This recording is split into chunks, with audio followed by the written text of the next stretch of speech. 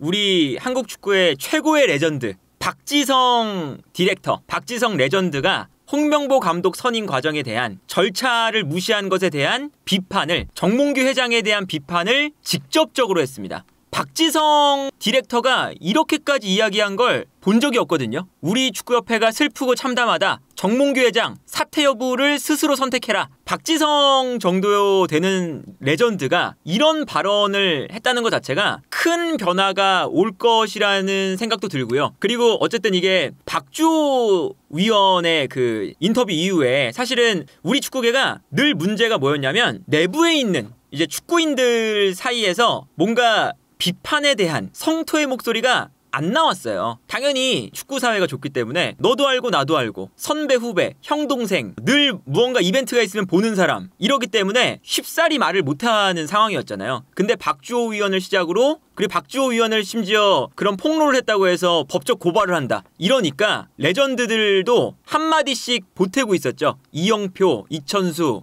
여기에 우리 한국 축구의 초레전드 박지성까지 이야기를 하게 되는 이런 결과까지 나왔다. 그리고 박지성 선수가 이렇게 이야기를 해주는 게 참 고맙죠. 박지성이라는 과거의 선수가 가진 한국 축구에 책임이 있다고 생각을 한다. 그래서 내가 아무 말도 안 하는 건 한국 축구를 내가 배제한다는 것과 같지 않냐. 그래서 내가 이런 이야기를 해야 된다고 생각을 했다. 축구인으로서 슬픈 상황이다. 너무 고마운 이게 이야기고, 박지성 디렉터가 이렇게까지 사실은 과감하게 이런 날카로운 이야기를 하는 사람이 아닌데도 불구하고 뭐 저도 이제 2002년 세대이기 때문에 박지성 선수를 아인트호벤부터 월드컵부터 맨유까지 계속 이제 한 뭐 20년 넘게 봐온 거잖아요. 해외 축구 세대가 사실은 20년 동안 박지성 선수를, 박지성 디렉터를 봐왔는데 이 정도까지 박지성 선수가 강력하게 이야기한다는 건 우리 축구협회가 얼마나 잘못됐는지를 또다시 알 수가 있는 거죠. 그래서 여러 가지 일단 이야기가 있어요. 박지성 선수가 참 많은 얘기를 했는데 되게 강력합니다. 말 한마디 한마디가. 상당히 어려운 부분이지만 회장이 사퇴를 하거나 이런 부분들이 규정이나 이런 게 없는 상황에서 협회장을 내려와야 된다. 이런 이제 이야기가 상당히 어렵다. 그렇다면 이제 규정상 뭐 내려올 수 있는 그런 시스템이 없다면 결국에는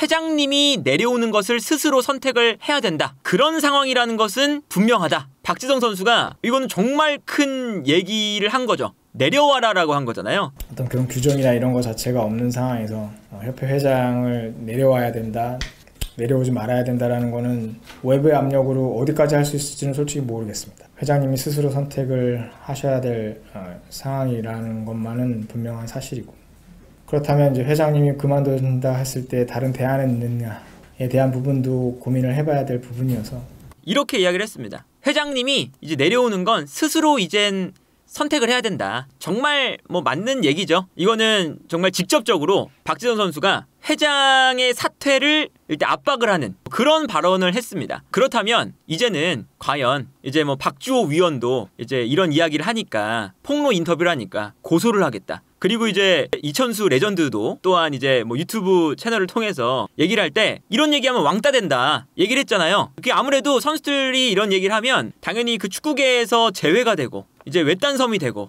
그런 상황인데, 박지성이 이런 얘기를 한다? 그 누가 박지성을 뭐라고 하고 왕따를 시키고 그 누가 박지성을 외딴섬을 만들어요. 이거는 정몽규 회장 및 그 축구협회 내부의 고위 관계자들이 건들 수 없는 사람이 얘기를 했다. 아예 건들 수도 없는 사람이 얘기를 했다는 것에 어쨌든 박지성 이 디렉터가 사실 뭐 이 선수 시절에 아주 사랑을 많이 받았던 이런 레전드들이 협회 비판을 해야 된다는 건 아니에요. 그리고 협회를 비판하고 이번 선임 과정을 강력하게 이제 논평을 하고 정몽규 회장을 이제 내려와라 라고 주장을 하고 이거를 무조건 해야 된다. 너는 왜 안 해? 레전드였는데 왜 이런 얘기 안 해? 이렇게 강요를 해서는 안 되죠.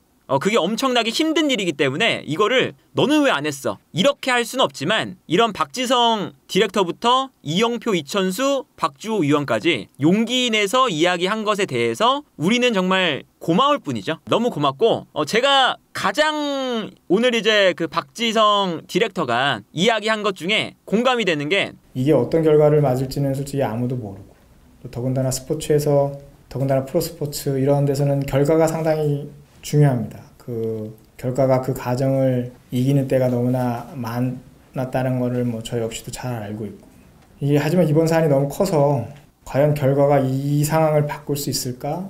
저로서는 가늠이 되지 않는 상황이어서 결국 감독 선임을 하느냐 마느냐 지금 이제 당연히 했지만 그거를 번복하느냐 마느냐는 결국 협회와 이제 홍명보 감독님의 결정이 남아 있는 상황이기 때문에 하지만 요 얘기가 사실은 가장 중요하다고 생각해요. 이게 우리가 그 클린스만 감독 때도 마찬가지였고 본인들의 과정이 너무 안 좋잖아요. 축구협회가 하는 일들이 절차도 없고 우리가 봤을 때 정말 안 좋게 선임을 하고 과정 자체가 정말 엉망인데 그리고 우리가 생각하는 그래도 어느 정도의 기준을 충족을 못 시키면서 비정상적으로 특히나 비도덕적으로 선임을 하죠. 그런데 축구협회는 늘 클린스만 감독도 얘기를 했어요. 내가 해외에 나가고 내가 국내 체류 시간이 좀 적고 그런 이제 불만이 있겠지만 결과로 보여줄게. 아시안컵에서 우리가 결승 가고 우승하면 되는 거 아니냐. 이렇게 클린스만도 얘기를 했죠. 축구협회도 그렇게 얘기를 하고 프로스포츠에선 당연히 결과가 매우 중요하다. 어쩔 수 없이. 그리고 이렇게 과정이 엉망이어도 결과가 좋게 나오면 결과가 과정을 이길 때가 많다.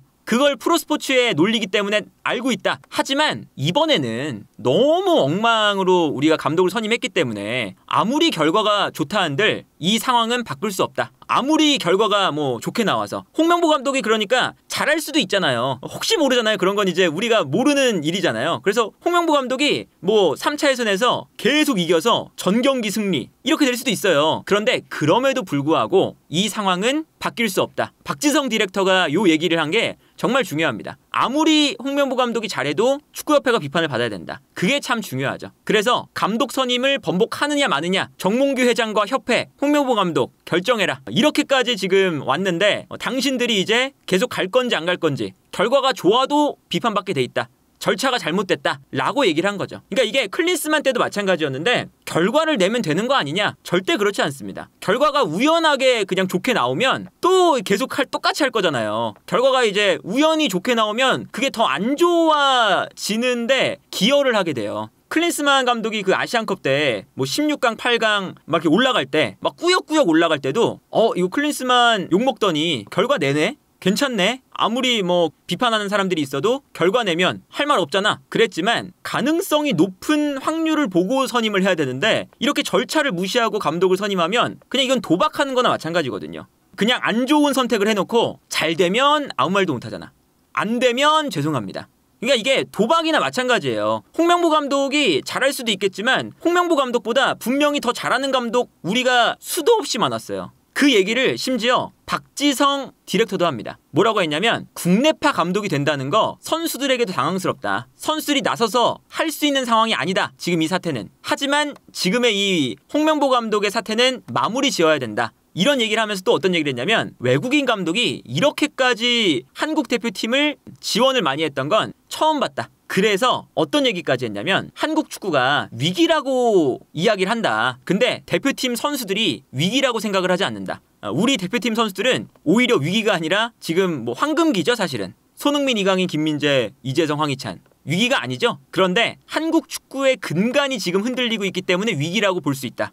그 한국 축구의 근간은 이 잘못된 절차, 잘못된 과정으로 감독을 선임하고 안 좋은 반대 얘기가 나오면 고소한다 그러고 감독을 선임할 때 본인들이 원하는 감독은 면접을 보지도 않고 뽑고 이런 한국 축구의 근간을 흔들리게 만드는 거.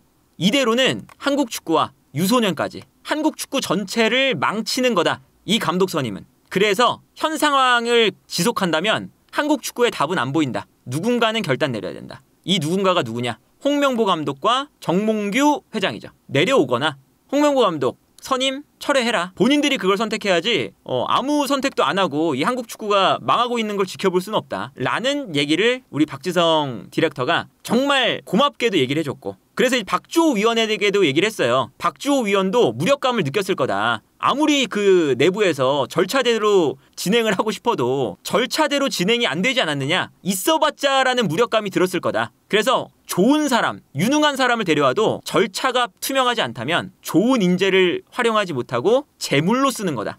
아주 강력하게 박지성 디렉터가 얘기를 해줬습니다. 그리고 저는 이게 결국에는 그 아무래도 한국 축구가 엇나가고 좋지 않은 방향으로 흘러가는 게 꽤 됐잖아요, 사실. 우리가 그 사면 사태가 사실은 가장 큰 시작이었지만 그 전부터 계속 안 좋다가 사면 사태 때 크게 나온 거거든요. 그리고 사면 사태부터 지금까지 최악의 선택을 계속했죠. 계속 최악의 선택을 하면서 우리가 클린스만 감독 선임, 아시안컵 실패, 홍명보 감독 선임까지 훈련장 없어서 호텔에서 훈련, A매치 상대가 없어서 월드컵을 앞둔 A매치를 제대로 치르지 못한 거, 올림픽 탈락, 실패만 하고 있어요. 그런 실패만 하고 있는 상황에서 이렇게 용기 있게 얘기하는 게 어쨌든 축구계 내에서 얘기하는 게 어렵거든요. 그러니까 아무래도 저 같은 유튜브 채널, 아예 축구계가 우리한테 일을 안 시켜줘도 독립할 수 있는 곳들, 그리고 심지어 선수 출신이 아닌 사람들은 당연히 형 동생 아니고 뭐 그렇게까지 막 유대관계가 없고 쉽게 말할 수 있습니다. 쉽게 비판할 수 있고, 하지만 내부에 있는 사람들, 선수 시절을 같이 했던 사람들, 형 동생, 선배 후배 이런 사람들은 당연히 말하기가 어려워요. 근데 박지성 디렉터라는 이 상징적인 인물이 얘기하는 순간 이거는 아마도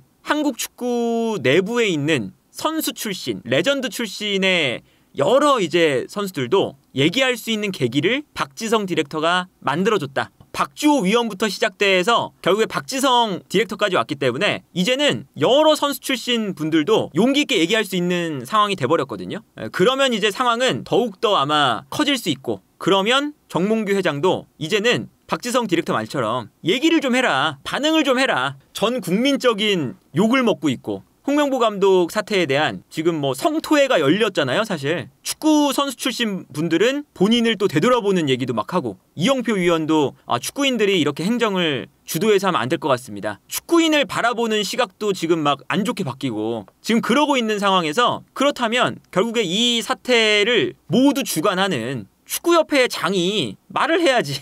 계속 뒤에서 숨어만 있고 입장 표명은 안 한다 그러고, 그 앞에서 이임생 이사, 정몽규 회장이 시킨 거 아니다, 내가 한 거다, 이렇게 방패막이만 대고 있고, 그렇기 때문에 이거는 이제 정몽규 회장이 이야기를 할 수밖에 없는, 선택을 할 수밖에 없는 상황이 됐다. 박지성이기 때문에. 그래서 박지성 디렉터가 이렇게 목소리를 내준 게 뭐 축구 팬으로서도 너무너무 고맙고, 이 박지성 디렉터가 사실은 요 얘기가 참 고맙죠. 박지성이라는 이 선수 출신, 이 레전드가 내가 선수 시절 때 그 받았던 그런 사랑과 박지성 선수라는 나의 그 과거에 그 박지성 선수 때 받았던 여러 가지 사랑들을 생각을 해보면 한국 축구에 책임이 있다고 생각한다. 내가 아무 말도 안 하는 것은 말도 안 되지 않느냐. 이게 사실은 한국 축구의 사랑을, 팬들의 사랑을 받았던 사람이 팬들의 사랑을 되돌려줄 수 있는 방법이죠. 그래서 너무너무 이거는 뭐 얘기하기가 참 어려운 건데, 그리고 박지성 디렉터가 더군다나 이 말의 무게가 참 무거운 건, 박지성 디렉터는 쉽게 얘기를 많이 안 하죠. 강하게 얘기를 안 하고. 그러니까 박지성이라는 사람이 강하게 주장을 얘기해버리면 그게 영향력이 크니까, 그래서 아마도 박지성 디렉터도 되게 조심스러워요. 늘 인터뷰를 보면 중간에 얘기를 많이 해요.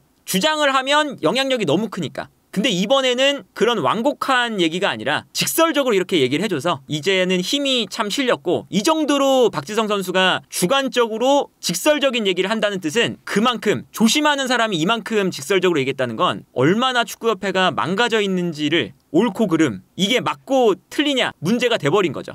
축구협회의 사태가 옳고 그름의 사태로 돼버렸기 때문에 어쨌든 이러한 구도에서 정몽규 회장은 홍명보 감독 선임해 놓고 잘 되겠지. 팔레스타인전, 오만전, 클린스만 감독 때도 마찬가지였죠. 그 성적 안 좋다가 베트남전, 싱가포르전 막 대승하니까 그때 분위기가 약간 바뀌었어요. 근데 이제는 그런 그 임계점이 꽉 찼어요. 그렇게 이제 대충 선임해 놓고 절차 무시해 놓고 나중에 그냥 결과 조금만 좋으면 분위기 바뀌고, 그런 때가 이젠 아니죠. 너무 이런 사례가 너무 많기 때문에 쌓이고 쌓여서 결국에는 임계점이 넘었습니다. 그래서 홍명보 감독이 아무리 9월 달에 팔레스타인 오만전 5대0, 8대0, 10대0으로 이겨도 비판받는 건 똑같다. 그리고 비판을 해야 된다. 아무리 뭐 3차 예선 뭐 전 경기를 모두 다 이겨도 비판해야 된다. 그런 상황이 됐기 때문에, 그러면 이제는 더 이상 이 감독 선임을 제대로 진행하긴 이제 어려워졌다. 이 박지성 디렉터의 인터뷰가 이 사태에 뭔가 하나의 매우 큰 전환점이 될 수 있지 않을까라는 생각이 드네요.